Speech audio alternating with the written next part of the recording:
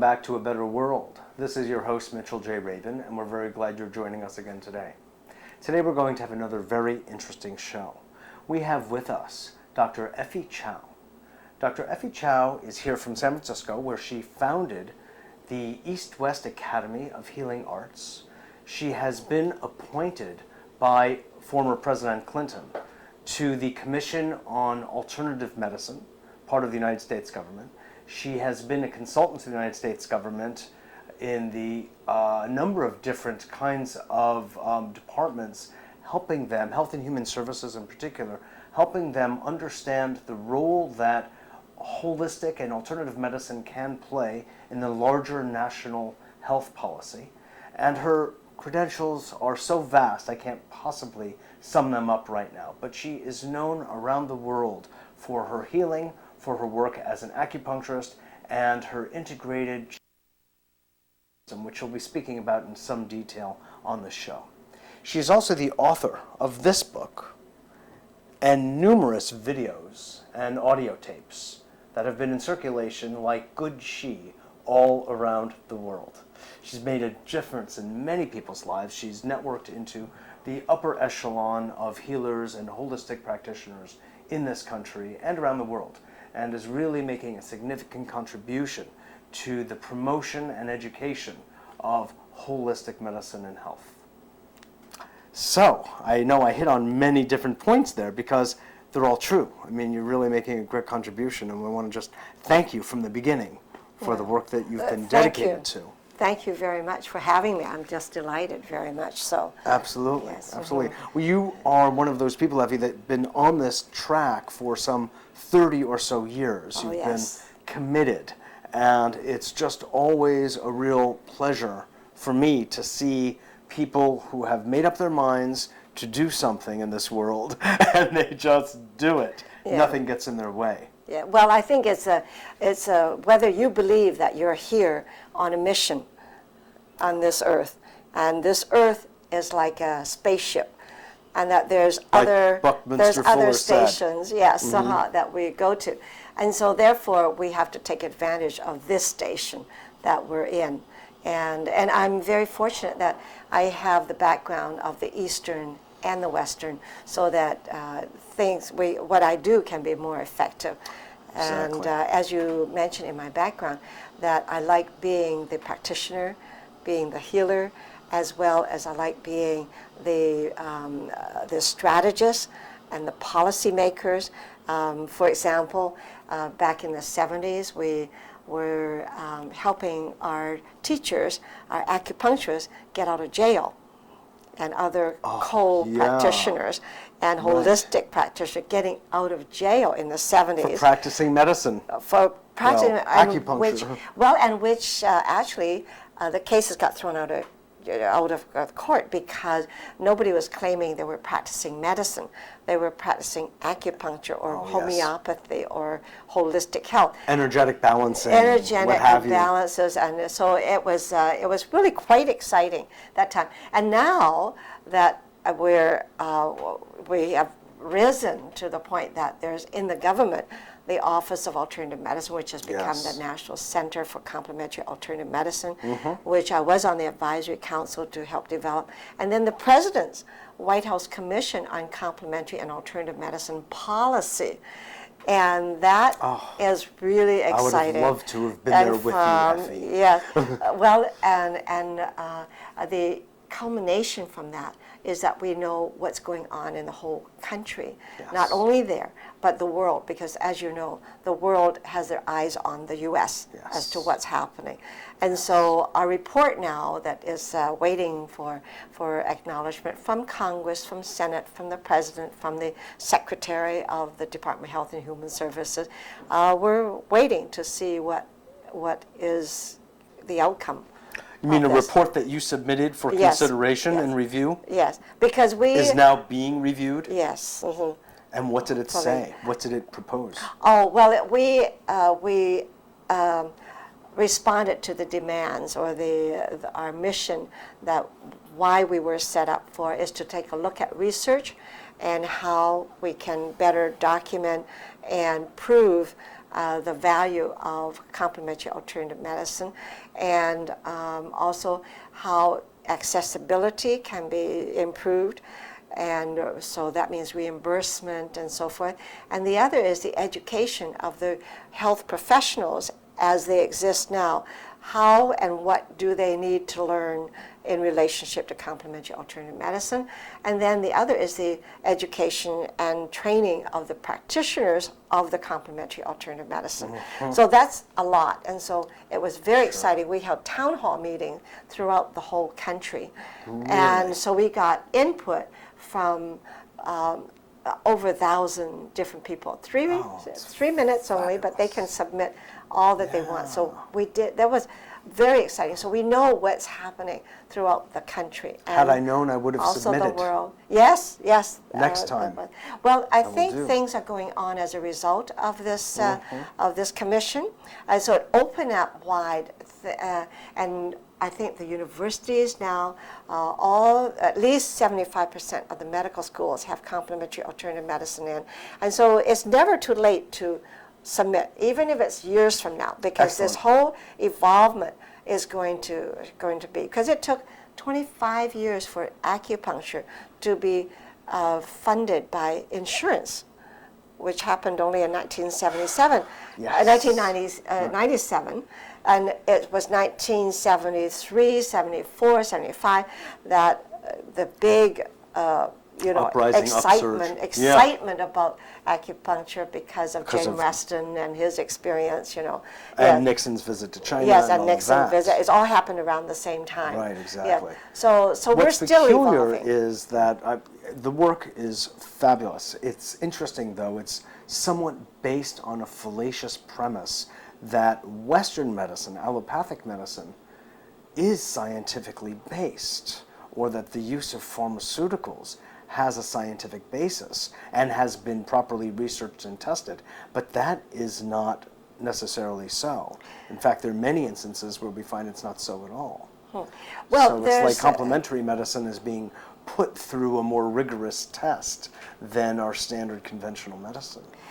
Well, I think you have to go back to history. Your response? Yeah, right. And you have to go back to history on that, because science was established at the same time as medicine, sort of like, and it evolved. So therefore, the testing of Western medicine is accordance to the research protocols that they have. And this is one of the big debates that we've had in all these, various in these groups. Commissions and so forth. Do we have the research protocol and instrumentation to measure the healing energy that we're talking about? The Qi in China has not even established what Qi is. And I'm not sure that we can be definitive about that, because it's ever changing. That's right. And the Taoist theory and the Buddhist philosophy is that the only constancy in our life is in the change universe itself. is change itself. Exactly. So go measure. Go well, measure. I think it's important to try to measure definitely. for the science and medical people of the modern this is where Western Dr. Korotkov Dr. from Korotkov, St. Petersburg comes into. Yes. We've had him on the show. Oh, he's marvelous with his GDV machine, and it's evolving too all the Definitely. time. So we're working very closely with Dr. Korotkov and other people who have begun to design. Now you met recently with him. You mentioned with William Tiller, several times. with Deepak Chopra, and a meeting recently down Dr. in Bethesda. Roy in Bethesda. And its Deepak purpose Chopra's was physician, MD with the Chopra Center came. Deepak couldn't I make see. it. But he was with us in another conference in San Francisco, Deepak, and we're also cooperating on various studies, and also the next Congress on Qigong, the World Congress on Qigong, which will be the 6th World Congress on Qigong.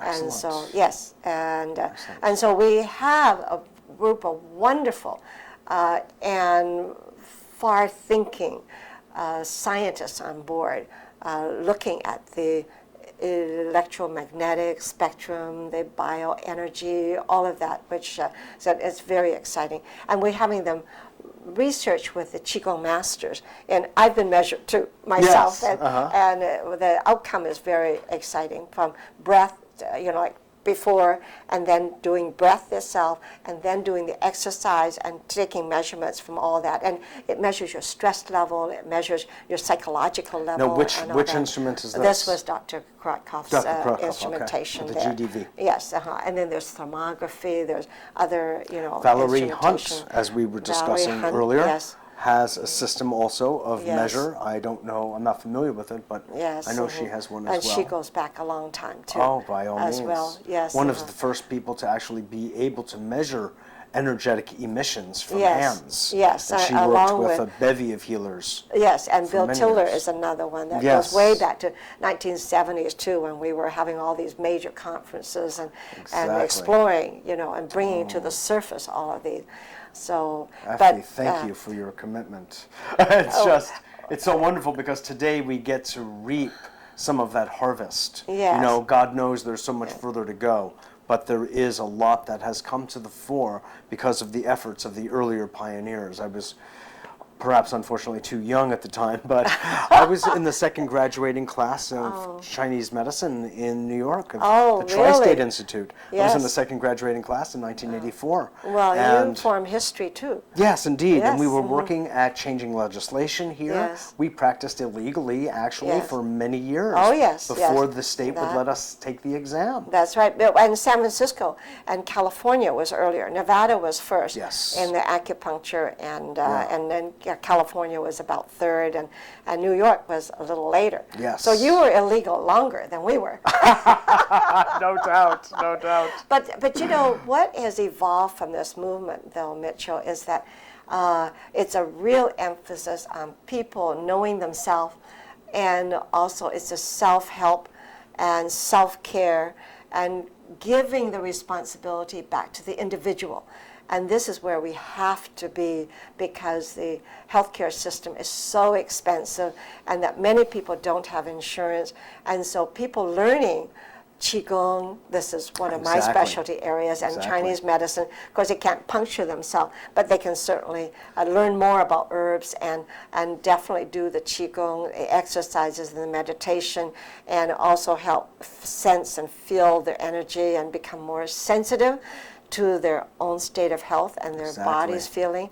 And Sense that of balance and imbalance. That's right, yes. And so that I think the next medicine is really the medicine of the people.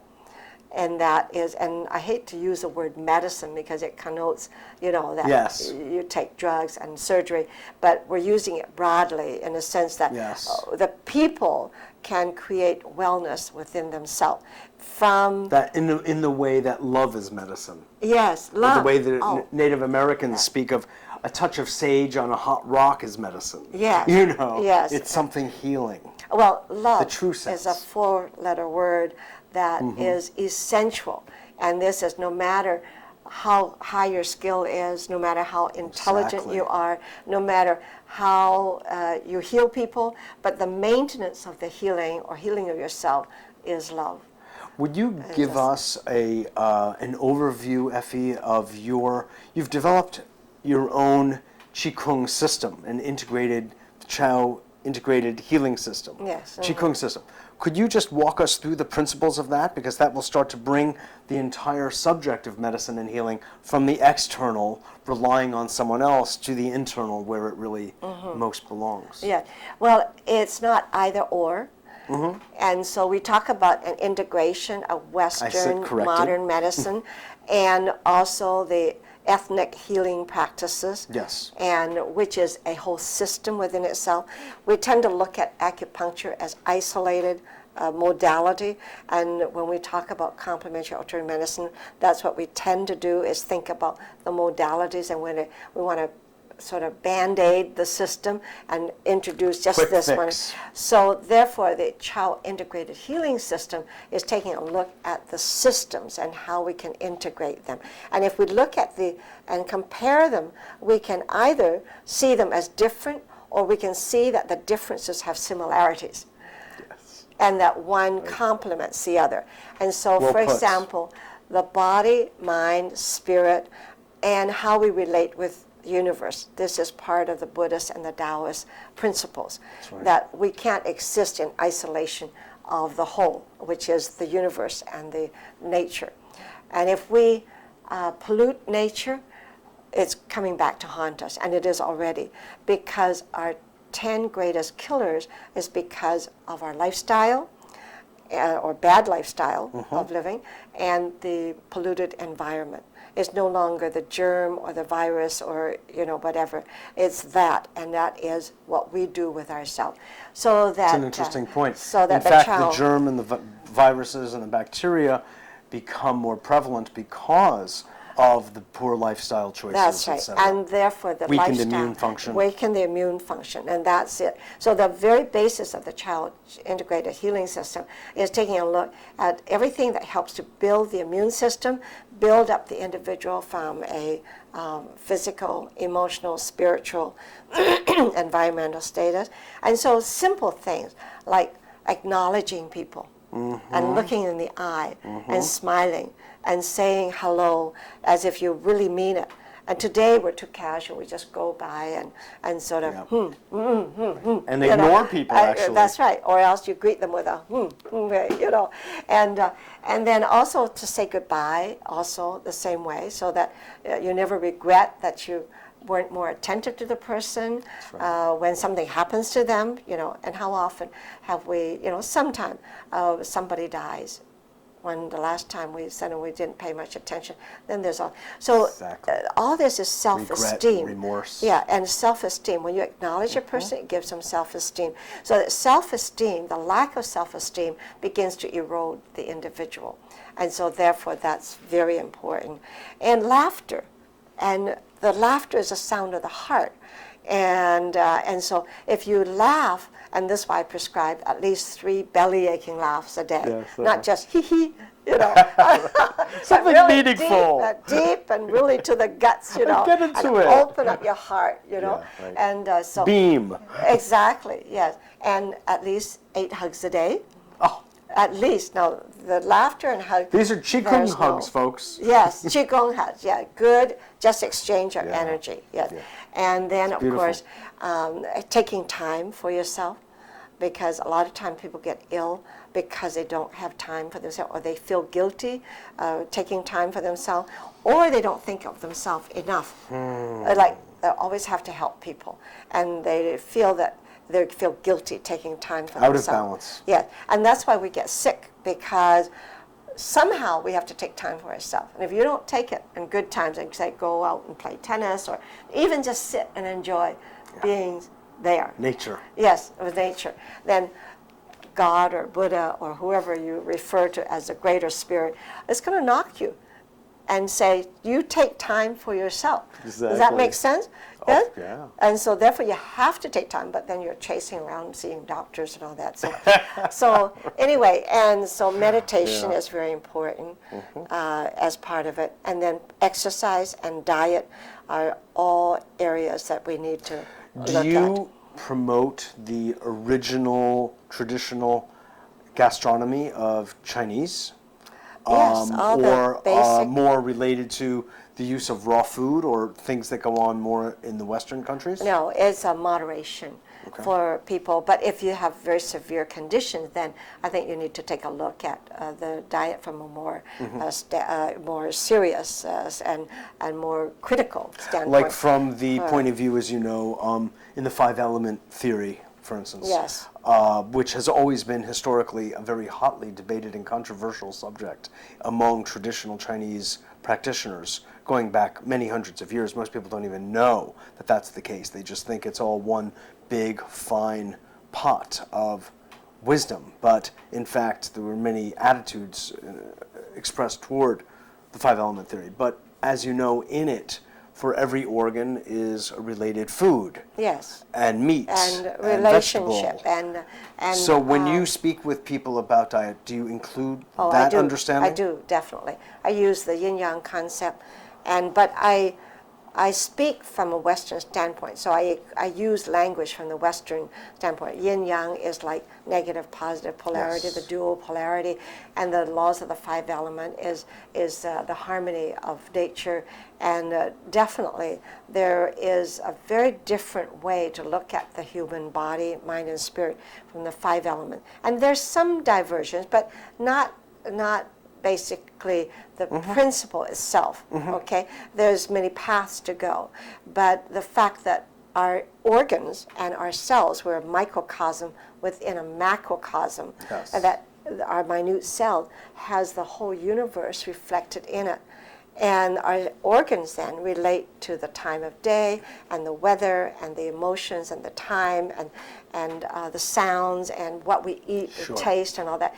And like I can talk to a whole group of people, and even as large as 10,000 or 5,000 or individual one-to-one. I can tell what their moods are by their dress, by the colors that I see in the Yes. audience. So because each organ and emotion is reflected by the color Sure. that they wear. And people choose to wear what they feel they need. And it's you choose to wear and you choose to eat what you basically need for health. Not because it That's looks a nice good. supposition. Yeah. I think it's a bit more complex than that, actually. Well, it is because it's answering to the balance or the imbalance of the energy in your system. Right. And so spleen is yellow, okay, heart is red, and lung and large intestine is white, and kidney and bladder is blue, and liver and gallbladder is green. And so when you're wearing these colors, you have basically chosen what you need to supplement Yes. those particular any organ, and then it goes into all the other relationships. Exactly, you see. exactly.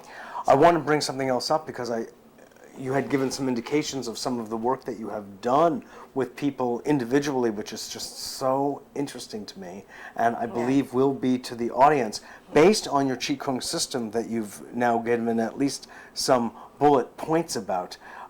Some of the work that you have done has been really rather formidable. You were telling me about a story that I think, in fact, you referred to Deepak Chopra before. He referred someone to you who was in a coma? He refers quite a few people to me. And, I'd love to hear that story again, if you would share that. One specific case of recent is a gentleman, 82 years old, who had 3 strokes and 1 seizure, rendering him comatose and needing a feeding tube and non-responsive to light or skin or pain inflicted on him. And they said the doctors has questioned very much. They said it's doubtful he would ever walk again, nor eat again, nor really have full consciousness, etc. And this was at a university hospital, university medical center. And so the family flew me there, and this was February the 1st, he had the problem, and February 12th, when I arrived, he was exactly that, still comatose and non-responsive. And in the one session, we got him responding. That was just the evening. I was just going to go see where he is. And so he responded. The next day, we got him with help into a chair. And the next day, we got him walking 20 feet. And subsequently, 5th day, we had his catheter out and put him on the toilet. And he walked about 200 feet on the 6th day. 10th day, around then, he was discharged from the acute unit and was discharged to a rehab nursing home.